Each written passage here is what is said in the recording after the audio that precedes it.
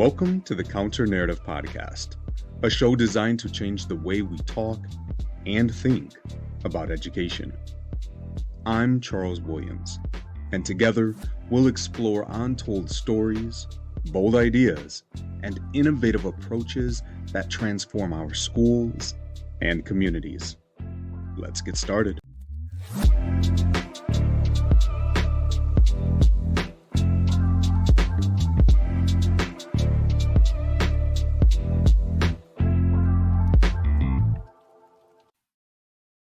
Hello and welcome back to the Counter Narrative Podcast. As always, thank you so much for joining me in this space.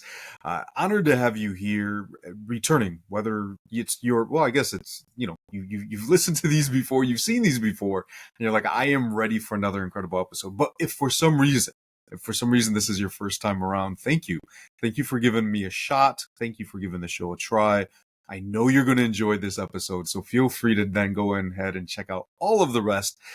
There's 200 plus episodes. Probably don't check out the earlier ones. They are horrible. So just stick to the later ones. But today I am excited because I get to connect with yet another phenomenal educator, somebody who I have had the honor and privilege of sharing space with, via the socials, but nobody that I've been able to connect with yet in person. So this is like the step 2 part of that, like socials. Now we're talking online and then it's in person.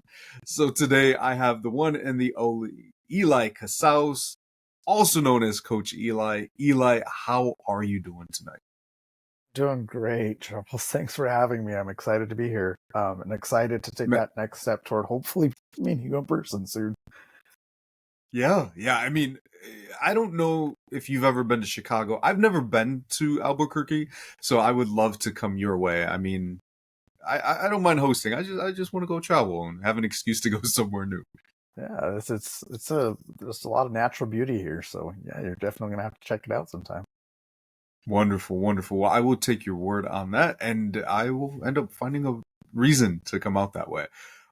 So as we get ready to jump in here and have this conversation, and so I'm just curious if you wouldn't mind sharing a little bit about who you are. Letting these audience members, whether they're watching or listening, who is Coach Eli? What is the work that you do? How did you end up in this space? So the biggest thing that I've had to learn in my career is to stop saying never, because everything I've said I'd never do, I've ended up doing. I grew up kind of So knowing you've never won the lottery, right? Yes, let's manifest that. Gosh, I wish. I grew up saying I wanted to be a teacher, but then, as I got a little older and I was in high school, that wasn't really a cool thing to like say you were going to be when you grew up. And so I would fight it initially. I was like, I'm not going to be a teacher, never going to do it. My mom was an educator and always kind of like discouraged me as well. She was like, go do something different. You see the headaches I deal with. Half joking, of course. But anyway, when I first started college, I said I was never going to be a teacher. Long story short, I ended up becoming a teacher. And from there, it was, I never want to be a principal. And I ended up becoming a principal. And then when I became a principal, I said I'd never leave a school. And somehow I ended up leaving a school. And so it kind of brings me to where I am now. And I get to spend my day coaching leaders, which is a dream come true for me.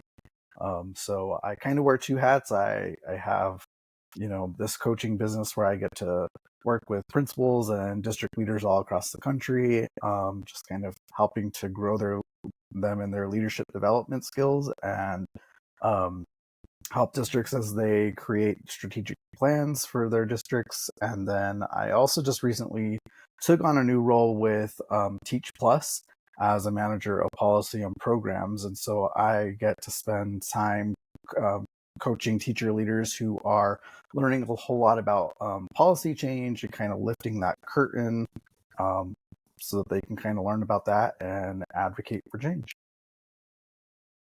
I love that most of what you're talking about right now is this concept of coaching, right? I think that when I first started venturing into this space, I was really leaning into the term consulting.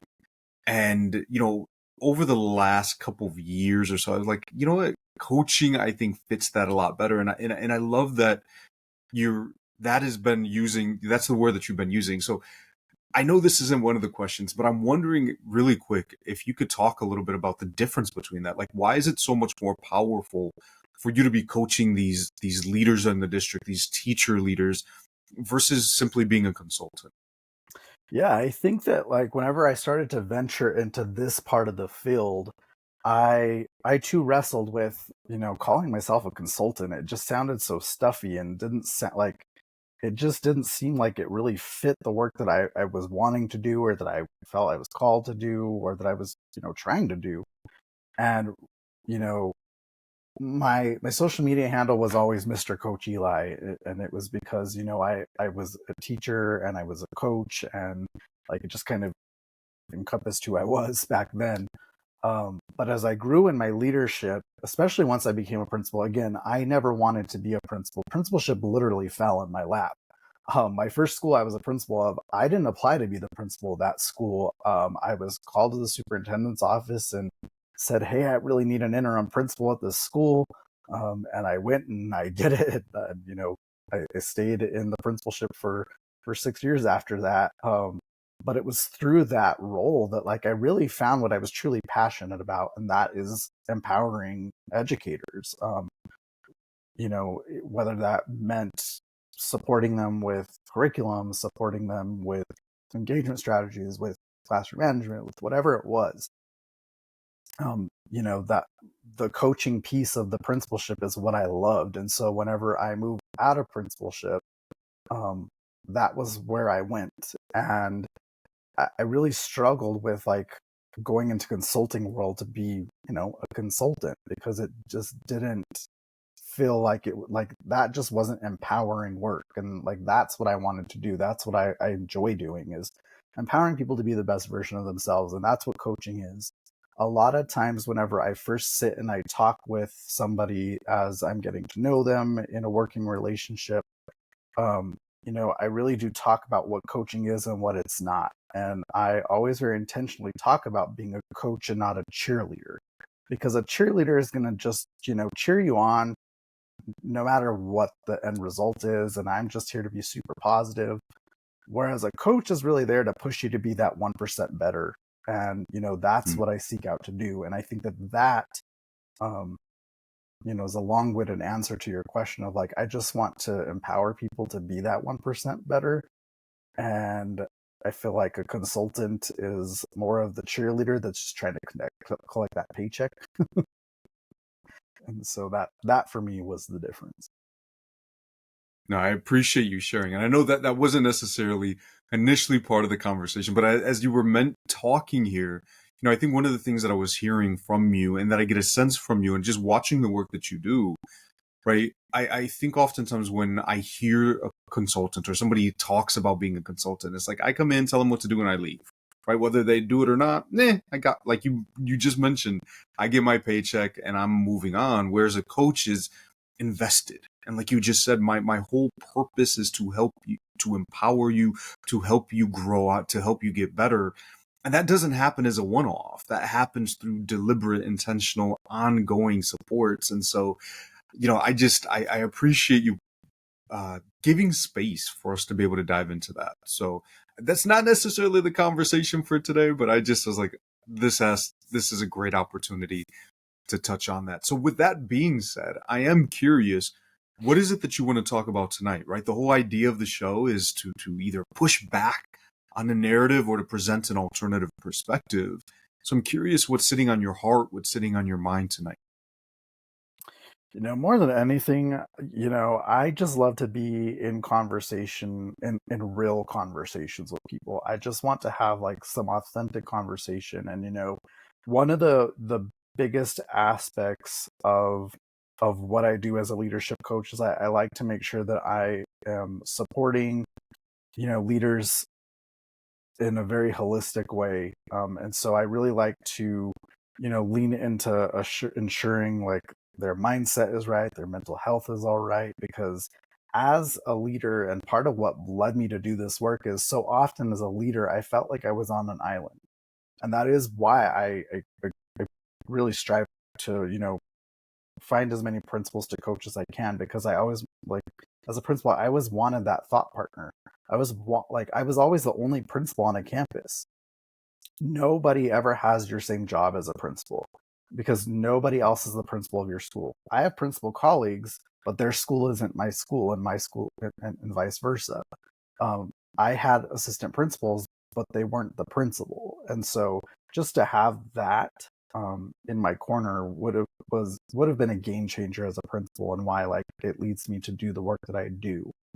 And so just to have like authentic conversations weighs on me, and is a direction we could go with this conversation. Mindset and that mental health piece is another thing, because that just very heavily influences a leader. Um, but overall, I'm just open to having an authentic conversation with you. Yeah, well, what I'm hearing from you is almost like these two things, but yet they are connected, right? This idea of the isolation piece of being a leader. And you're absolutely right. I served as a school principal for about a decade before stepping back into the AP role to do a lot more of this. And so it can oftentimes feel lonely. And I started to say, well, you know what? If leadership is lonely, you're doing it wrong, because there are plenty of opportunities out there, plenty of individuals such as yourself that I can tap into. And while you may not have the exact same experience, I can still build that network of other leaders. And I think that's really, really important. Branching into the second part of what you were talking about is this mental health space. And this is one of the areas of my work that I do, is that sustainable leadership, because so oftentimes leaders are not lasting, and they're not lasting because they don't like to do the work. They're not lasting because, they're not committed. They're not dedicated. They're not passionate. But because I think oftentimes in sitting in isolation, I feel exhausted. I feel burnt out. I feel, undervalued. All of these things that I'm feeling, to say, you know what, I'm going to go do something else instead, or I'm going to walk away from this completely. And so I think there's power in what you're talking about, of those two pieces, that if we're going to address leader mentality, sustainable leadership, mental well-being with school leaders, that we also have to talk about that isolation piece. And so I'm curious, in the work that you're doing, even with school leaders and even from your own experiences, like, why do you think that is? Why do you think so oftentimes we find ourselves in the space of being lonely? So much so that there's entire phrases and, terms around us being lonely leaders. I think a lot of it has to do with misperception. Like, there's a whole lot of like perception. Probably the phrase I said the most as a principal, and that I often say as a coach today, is that perceptions become people's realities, and so to move past that is always a challenge. But I think that like one of the like biggest obstacles that even just surround all the negative things that are out there surrounding education is that gap between public perception and the lived realities of schools and in leadership, more specifically. I think that, personally, um, when I became a principal, I was the ripe age of 28 years old. Like, I was a very young principal. I had never sat in the assistant principal's chair either. Like, I came straight out of a classroom. And so I felt like I had something to prove. And so there were a ton of perceptions there that I went into the space with. There were a bunch of perceptions that my community, that my staff had. And I think that like as my leadership developed over the years, as I moved into another school, um, at whenever I moved to a different part of the state, and I went into that school as the principal. It was different. My perceptions were different, of like my perceptions of the principalship were different, having sat in the chair now. Um, but I think that that high turnover often, or it's often affected by those things. I think that that perception becoming people's realities really affects what we're talking about. No, I agree with you. I would oftentimes use those phrases or that idea when I was talking with our students, right? When there's some type of conflict, Like maybe that's not real, but your perception is your reality, as you just mentioned that, right? Even though it may not be real for others, it is your perception and thus your reality. And so I'm wondering, as you're doing this work with school leaders, as you're coming across individuals who are finding themselves being in a space of being lonely, right? And thus feeling burnt out, feeling withdrawn, feeling exhausted. What are some of the things or the approaches that you take with them, and thus those who are maybe watching and or listening to this, who might be in a very similar space? What are some of the things that you recommend that they do? I think that one important piece is that self-discovery, figuring out who am I, who do I want to be, and beginning to sharpen that saw there, having that very clear vision, um, while beginning to really have a solid understanding of who I am and who I want to be as a leader, um, and then being able to progress and develop from there with that 1% mentality of, if I can just do one thing, if I can just do this one thing, how will I leave this space better? How will I, get through this task? Or, you know, how do I be that 1% better? I think that for me, anytime I've ever stepped into a position, especially as a school leader going into a school, my only goal is I want to leave this space better than I found it. Anytime I go in to lead a professional development, anytime I go to facilitate a strategic design process with a school district, anytime I went in as a school leader, as the new principal, I just want to leave it better than I found it. And I want to do that by being my true, authentic self. You know, that first year of principalship was really challenging, being this young person with all these perceptions, and not really being truly confident in who I like, knowing who I was. Like, I knew deep down who I was and who I wanted to be, but all that outside noise of perception really, messed with me. But as I moved along my journey, that changed. And so I can confidently say that when I left my last school, that I left it far better than I found it. And I did that by knowing who I was and recognizing that there was power in my story and that it was my story to tell, and my school had a story. And as the principal, it was my job to tell that story and to, elevate, you know, all the stakeholders within my school, all of my staff, all of my students, all of my community to be a part of that story, and to live their truth as well, and to, amplify the greatness that was our school. Um, so I mean, in short, the answer to your question is, to truly just remember that there's power in living your truth, your story, and sharing it, and to just strive to be that 1% better each day, so that you reach that one goal of, I just want to leave this better than I found it. I I can truly empathize with you in being that young leader. I became a school principal. I was 30, right? And so we're just a few years of difference there. And you're absolutely right. The perception that you may have of yourself may not always be aligned with the perception that others have of you as a school leader, especially when you're sitting in spaces where a majority or some of your staff are like, listen, I've been teaching longer than you've been alive. Like, like, what are you talking about? And so this idea, then these external perceptions could definitely begin to impact the perceptions that you have of yourself. I know for me, imposter syndrome became a massive issue that I had to overcome early on. I would go into spaces, conferences, and people are looking at me like, what are you doing here? You don't belong here, right? Because I was a baby at the time. It helped when I started getting gray hairs, mostly from the work that I was doing. But they were like, oh, okay, maybe he's a little older.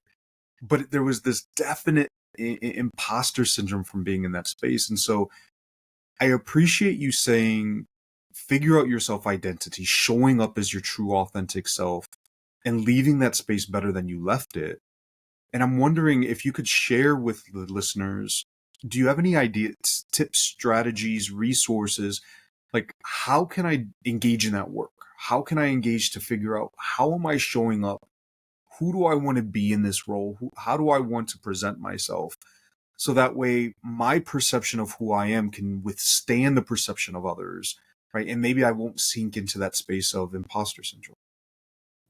I think one of the most powerful things that I did was first, like, really figuring out what my core values were and making sure that I was sticking to them, that I really understood and unpacked my why and always kept that as my North Star. I had an amazing principal my last year's teaching, and that served as my mentor as I went through my principal prep program. And you know, the one thing that she always instilled in us as a staff was we do what's best for kids always. And so, like, as we were, as I was navigating my principal prep program and I was interning, she would often say, yeah, this is how you're supposed to do things, but this is how I do it. And I do it this way because that's what's best for kids. And it was, I don't care what rule I'm breaking. I don't care what, union agreement I'm breaking. I don't care whatever it was. If this is what's best for kids, this is what we're doing. And so always kind of also trying to keep that at the forefront and keeping, like, modeling my leadership after that mindset was a big thing. So really, really knowing those core values, knowing what my North Star, knowing, those things. And the second thing was building up that solid support system. I knew who on my staff was Team Kid as well. And so, focusing on that, because as a new leader, you are welcomed in different ways. And, unfortunately, the negative tends to be the loudest. And so you're always going to have people, though, whenever you walk in as a new leader, that are not going to be a fan. You're going to have to prove yourself, or you're not the last leader that they really liked, and you're never going to be, so they're never going to like you. That was definitely something I battled early on in my leadership tenure. But really, finding who were my people and leaning into that solid support system on my campus, but also, outside of my campus. I was really fortunate that my district really prioritized supporting new first year principals at that time. There were, don't quote me on the number, but I want to say there were 26 of us that year that were first year principals.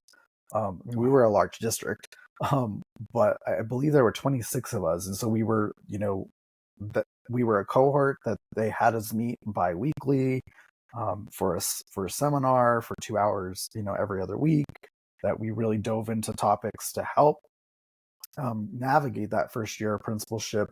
We also had a principal support specialist that came to our schools the weeks that we didn't have seminars, so that, they were boots on the ground with us and we were able to kind of have some coaching. We were also assigned a mentor, so we had that mentor principal to lean into.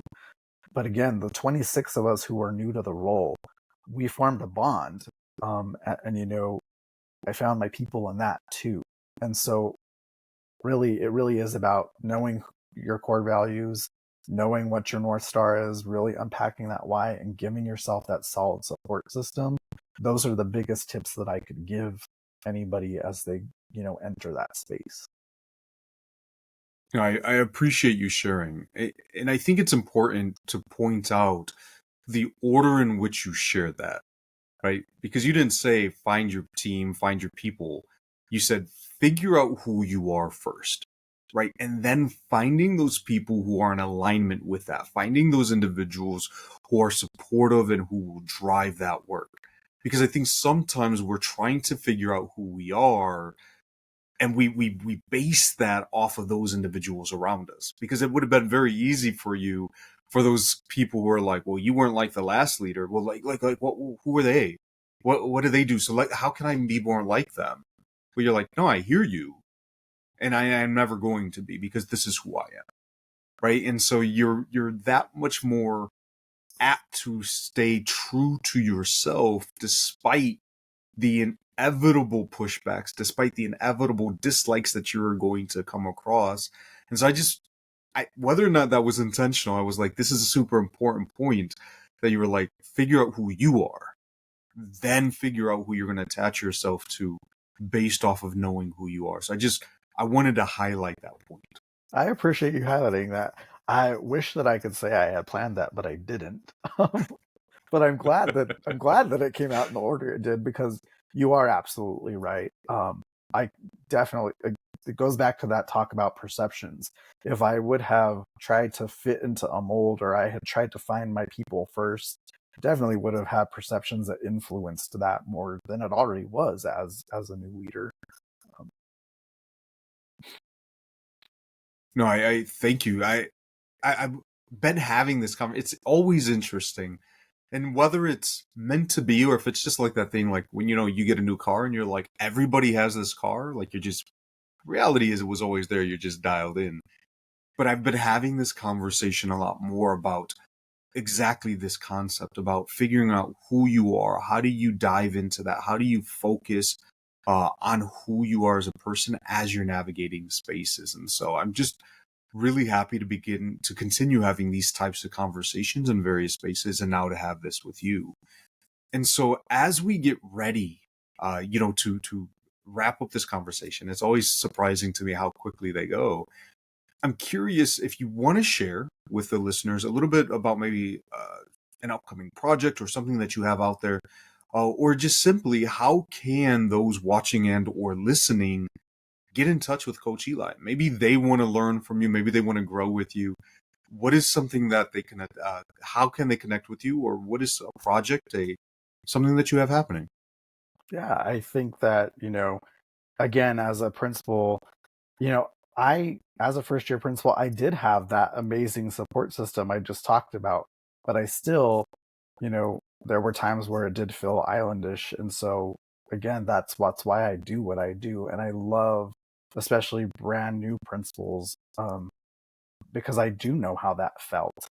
And so we're getting ready to hit back to school season. So, as people are starting to find out those new roles, that's whenever I start getting the messages of, hey, I could use some support, and so like I definitely welcome that. I think like some other things I'm working on. I mentioned that I recently stepped into a new role with Teach Plus, and so it's been really exciting to the last 3 years since I stepped away from principalship, I have mostly only worked with school and district leaders, and so in this role, I'm getting to coach teacher leaders again. I'm getting to be in that space with teachers again, and I forgot how much I loved working with teachers.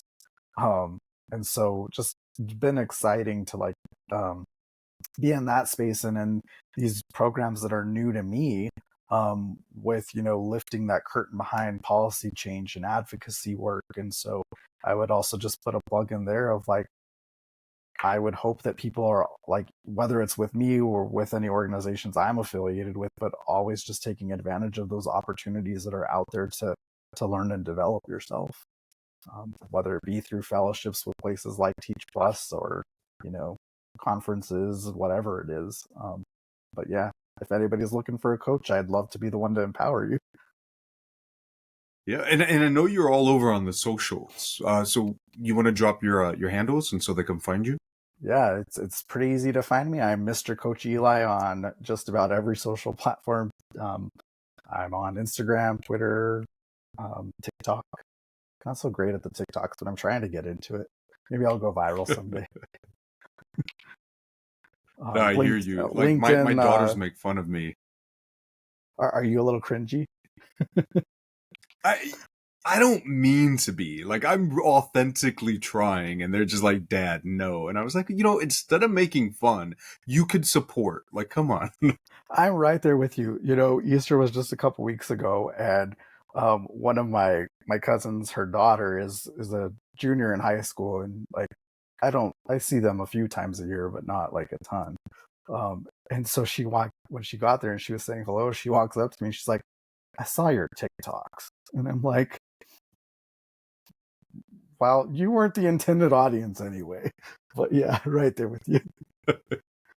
Like, yeah, maybe you need to change your algorithm, like, right, whatever. But Yeah. like, Why did I I pop up on completely your For You understand. page? That is an interesting question, right? So my wife and I share this. I don't know if I've shared with you, but we have 5 daughters, and one of our daughters, the middle daughter, has mentioned that she was like, "You keep popping up on all of my stuff," and I was like, "We we're nowhere within the same field. Like, I don't know. Like, I must be doing marketing horribly wrong. I got to fix my SEOs. I don't even know what SEO means. That's a whole nother conversation." Yeah, But yeah, you're right. I'm right there with you. I don't know. Maybe that's why my business isn't like a multi-million-dollar company. I don't know what I'm doing with that sort of thing. we're just floundering around and doing our best. But for I those, just want to right, reach everybody people. watching and listening, right? That's it. That's what I was gonna say. Like, we're just doing our best for those who we connect with, and so I don't need a million people that I'm trying to give to. I'm connecting. I'm doing that work that I'm supporting, and so like you, Eli, I'm hoping that everybody watching and listening are leaving this space better than when we found you. So I appreciate you tuning in. Eli, I want to say thank you, obviously, for jumping on the show. But more importantly, thank you so much for all the work that you're doing. So I just want to say thank you, thank you, thank you. Oh, right back at you. I appreciate all that you do and for, allowing me to be in your space and to be able to have a conversation. Yeah, I'm honored by you joining me, and for those watching, for those listening, as always. Until next time.